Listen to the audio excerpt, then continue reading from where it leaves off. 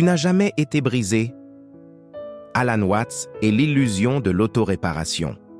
As-tu déjà ressenti, malgré tous tes efforts pour t'améliorer, cette impression persistante qu'il te manque quelque chose? Tu lis des livres de développement personnel, tu regardes des vidéos motivantes, tu essaies toutes les méthodes possibles pour te réparer, et pourtant, il y a toujours ce fond de malaise. Tu te dis peut-être que tu ne médites pas assez, que tu n'as pas fait assez de thérapie, ou que tu n'es pas encore assez productif. Et si je te disais que c'est précisément cette idée, l'idée qu'il faut te réparer, qui est à la racine de ta souffrance? Nous avons été conditionnés à croire qu'il existe un moi idéal, sans traumatisme, sans angoisse, parfaitement équilibré. Et notre inconfort viendrait du fait que nous n'avons pas encore atteint cet état. Alan Watts, l'un des penseurs les plus brillants du XXe siècle, dirait « Arrête d'essayer de te réparer. Non pas parce que tu n'as aucune douleur ou confusion en toi, mais parce que l'idée même que tu es cassé est une illusion, façonnée par une culture qui ne comprend pas la nature de l'esprit humain. Tu n'es pas né en te détestant. On t'a appris à te voir comme défectueuse. Pire, on t'a convaincu qu'avec assez de discipline, d'effort et d'introspection, tu pourrais effacer tes émotions, remodeler ta personnalité et devenir une meilleure personne. Mais cette version idéale n'existe pas, et plus tu cours après elle, plus tu t'éloignes de toi-même.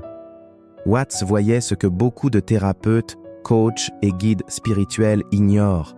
L'obsession de s'améliorer est une forme déguisée de rejet de soi, une fuite permanente pour éviter le chaos, l'imprévu, l'imperfection.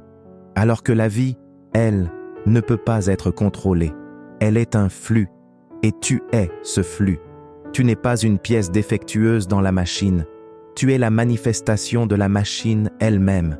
Cette course effrénée vers plus calme, plus spirituel, plus productif, plus guéri, t'éloigne de l'essentiel.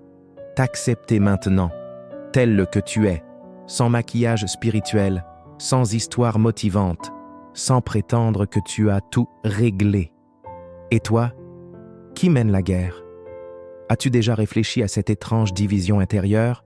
D'un côté, un moi juge, rationnel, discipliné. De l'autre, un moi imparfait, spontané, incontrôlable. On nous apprend dès l'enfance que notre nature brute est un problème. Le corps doit être dompté, l'esprit discipliné, les désirs maîtrisés. Bref, il faut nous corriger. Mais pour Watts, cette division est une pure fiction. Il n'existe pas un moi supérieur qui pourrait réparer un moi inférieur. C'est une construction culturelle et linguistique qui nous fracture et nous met en conflit permanent. Nous ne sommes pas deux entités en lutte. Nous sommes un seul être, complet, qui essaie de survivre dans un monde qui nous apprend à nous détester. Influencé par le zen, le taoïsme et la philosophie orientale, Watts juge absurde l'idée de s'arracher des morceaux pour trouver la paix. Tenter de se dominer soi-même, c'est comme essayer de se soulever en tirant sur ses propres cheveux.